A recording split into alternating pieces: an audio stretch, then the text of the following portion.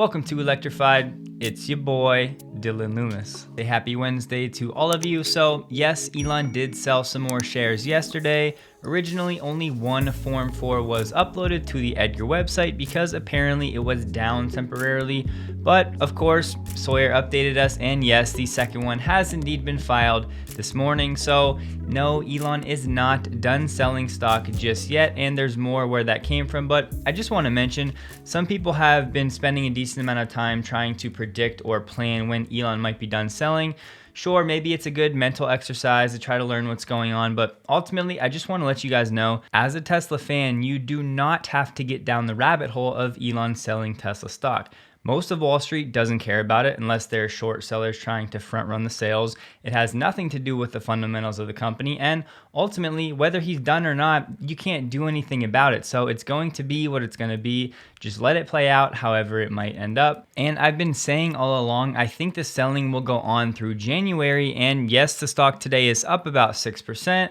Some are attributing that to what Elon said in his Babylon Bee interview, where he said he's basically sold enough stock, which is leading more people to think that he's done selling. But thankfully, he clarified this in response to a Holmar's tweet saying, "This assumes completion of the 10B sales." This is that 10B51 plan that he put in motion back in September. That's roughly 80% of the way done. So once that is done, which is a predetermined set of sales, most likely going into January, then he will be done, and at that point he will have sold enough of his Tesla stock. So it seems likely that there is a few more block sales left, so maybe a few more weeks, and then we can finally be done. And the point I'm trying to get across here is that whether Elon is done selling now or months from now, it has zero impact on you as a Tesla fan or investor, unless of course you're trying to time your buys and sells in the short term. That's one thing, but as a long-term investor, you really don't need to concern yourself so much with what's going on here. So a quick thought on the Babylon Bee interview. My overall takeaway was that I really wish they would have asked better questions. Now look, I understand that they have a specific audience who is definitely not as familiar with Elon and the inner workings of Tesla and SpaceX and all of that like we are. However, when you get Elon for almost 2 hours and he's in the mood to talk, it's just hard as a Tesla fan to have so many questions running through your mind that you would love to get answers to, and other questions that might be great for humanity and for the next generation to be able to learn from a mind like Elon.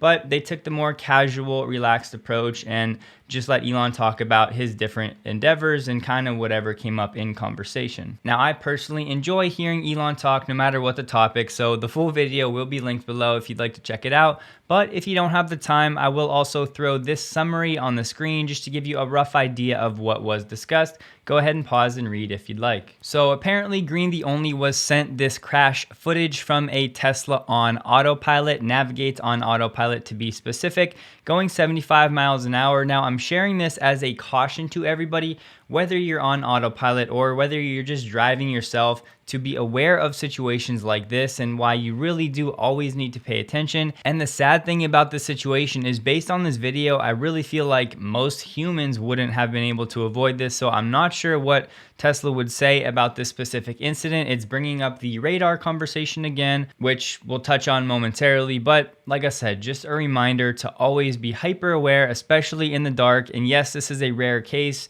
and it just happened, so there were no lights or flares, but a rather unfortunate incident. And on that same thread of caution for everybody, so here was an anecdote that was shared by a surprising number of people as well in the comments. If FSD right now enters an intersection on a yellow light and the light turns red while in the intersection and the cameras can still see the light, FSD will hard brake in the middle of the intersection. So let us know below if you have also experienced this issue, and once again, just something to be aware of. Some people asked me about this yesterday. Apparently 2 people went to the hospital after a fire at Fremont. Now, it was in a boiler room on the 3rd floor of an administration building there, and the 2 people that went to the hospital went because of smoke inhalation, so hopefully they will be okay. And the Fremont Fire Department said the large filters for the HVAC system caused caught on fire. I think this is a really important underlying story as we head into the next few years, as the US has some difficult choices to make when it comes to mines here in the States. So there's rising opposition to new mines that may force the country to rely on imports and delay efforts to electrify the nation's automobiles. Biden signaled earlier this year he prefers to rely on allies for EV metals, part of a strategy designed to placate environmentalists to keep them happy. The US automakers will find themselves competing with international rivals for supply amid the global rush to electrification. One industry chairman went as far as saying, if we don't start getting some mining projects under construction this coming year, then we will not have the raw materials domestically to support EV manufacturing. So here's the situation. We have the EV movement that wants to make the world a better, more sustainable, cleaner place. However, to do that, part of that is mining the raw materials that are needed, and that mining process is not loved by certain groups of people. Some of those groups are indigenous people, ranchers, or environmentalists. So early next year, federal judges are set to rule in two separate cases as to whether mine approvals granted by former President Trump should be reversed. So we'll definitely keep an eye on this thread in the coming months. Here we get some potential light at the end of the tunnel for Giga Berlin final approval, as Reuters is saying Tesla and the relevant authorities have submitted all the documents necessary for the approval process. Sadly, that's basically all of the new information in this entire article. So I'm not entirely sure what that means. It looks like we're still waiting, and most likely early 2022 we'll get final approval, and then Tesla can start first deliveries hopefully toward the end of January. And Alex reiterated that everything the department needs to complete and hopefully issue the permit has been received. Cyber Mike shared some pictures of a Tesla lounge where there's a code for the door that shows up on your screen when you park. So looking at the images, here is the instructions for how to enter the room. Enter the code and hit pound on the door. Once again, code shows up in your car. And here you have this nice little lounge. But I'm curious to hear from you guys how many of you have actually used this code lounge entry feature. In response to the Model Y earning the IIHS top safety pick, Elon said pure vision, especially when using explicit photon count, is much better than radar and vision, as the latter has too much ambiguity. When radar and vision disagree, it's not clear which one to believe. And the community is seemingly split over this decision from Tesla to ditch the radar, and it's nothing new. However, when videos like this arise, it brings up the debate once again. So what do you guys think? If Tesla had radar and LiDAR, would it have avoided this accident? And I want to be clear, this sounds counterintuitive, but even if LiDAR and radar would have avoided that one accident, that does not necessarily mean that is the best way forward. You can't just take one anecdote and extrapolate that to the entire strategy. It's just not that simple. And yes, pure vision will probably have some incidents and some problems as this new technology develops and matures, but in the long term, if Elon and team believe that is the best way forward, then it is what it is, and we just have to see how it plays out. So apparently the US has opened an investigation into 580,000 Tesla vehicles over, yes, this gaming while moving feature. So a formal safety investigation has been launched into Tesla vehicles sold since 2017 over its decision to allow games to be played on the front center touchscreen. This functionality, referred to as passenger play, may distract the driver and increase the risk of crash. NHTSA said it's confirmed this capability has been available since December of 2020. Before then, the game feature was enabled only when the vehicle was in park. NHTSA said it would evaluate aspects of this feature, including the frequency and use scenarios of Tesla passenger play. In case you're not familiar, right now, basically the driver can press a confirmation button saying that they're the passenger, and that would allow them to play the game while the car is in motion. And for some historical precedents, on November 29th, Daimler recalled 227 US vehicles because the vehicle infotainment systems might allow activation of the television and internet display while driving, causing a distraction for the driver. Right now, there's 3 games available to play while in motion, including Solitaire, Skyforce Reloaded, and the Battle of Polytopia. And as mentioned, these NHTSA investigations can lead to recalls, but we have to remember, recalls can just mean an over-the-air software update for Tesla. They've done it before, they can do it again. And to be honest, I have mixed feelings about this. One, I understand it. You don't want the driver having any unnecessary distractions and your passenger or the driver playing a game while the car is in motion could lead to that. But if we're going to talk about this, you have to at least mention cell phones, people putting on makeup. There's so many other distractions, and yes, those aren't built into the car. I understand that argument. However, the point is Tesla is already working on the driver monitoring system, and some people are already saying that it's too aggressive. You look away or you reach for 2 seconds and you're getting a warning alert. But ultimately, I really don't think this is a big deal at all. Plenty of people aren't even interested in playing games in the car, whether it's moving or sitting still, and this seems like it would be an easy software update for Tesla to work with NHTSA and get this sorted out moving forward. A source has told Sawyer that the Giga Berlin built Model Ys will have the new AMD Ryzen processor from the start of production. All right, guys, we have to talk about GM and their latest announcement of their electrification plan. So they announced a plan to offer EV component sets. These sets will allow anyone, mainly businesses, to turn older gasoline-powered vehicles into EVs. Travis Hester, GM's VP of EV Growth Operations, said GM has an established strategy, a network of integrators and co-development agreements to apply an extensive array of components and solutions to a broad range of customers and use cases. Pretty vague. GM is uniquely positioned to serve as a leader. There you have it again, not only through exciting new EVs across our brands, but through additional technology applications. GM believes the market for electrification components could be $20 billion by 2030.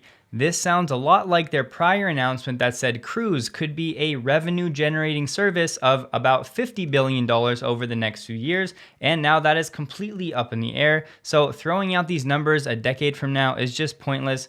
Please, everybody, stop doing this. It's basically equivalent to Trevor Milton trying to pump up Nikola's stock price. So, use cases for GM's EV component set span from the Chevy Performance and Aftermarket division to GM Powered Solutions and even airport tractor equipment, okay? It reiterates the package replaces a vehicle's internal combustion engine with an electric propulsion system. So sure, maybe this is like a cool project for people that have time to tinker with things. Maybe some commercial applications adopt it, but really, how big is the market rather than people just wanting to buy a brand new EV where everything is optimized for an electric vehicle infrastructure? But here's where I start to get sketchy. Listen to this cross-industry collaboration.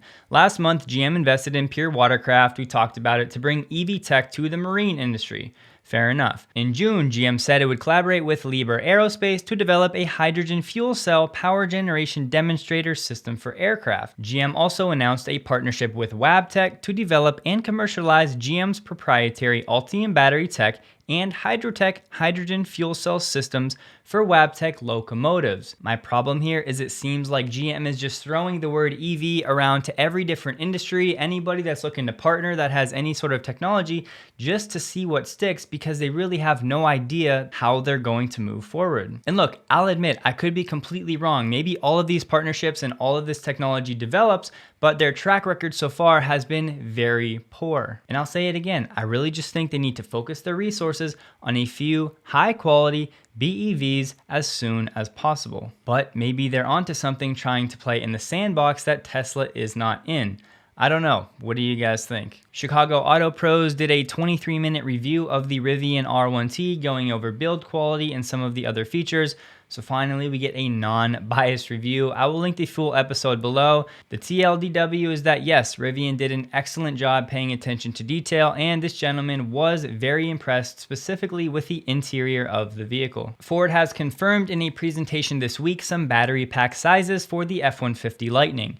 We're looking at 98 kilowatt hours for the standard range versions and 131 kilowatt hours for the extended range. The standard range, we're looking at an EPA estimated range of 230 miles and 300 miles for the extended range pack. There might be a top platinum version that gets a separate rating of 280 miles, but Ford did not confirm that. So doing the math, that's a rough 2.3 miles per kilowatt hour for basic efficiency. This compared to about 2.4 miles per kilowatt hour for the R1T, and of course the Hummer EV right now is sitting at about 1.6 miles per kilowatt hour. I'm honestly pretty eager to see some real world reviews of this vehicle. For whatever reason, it feels like Q1 of 2022 is too early and like there's going to be some delays.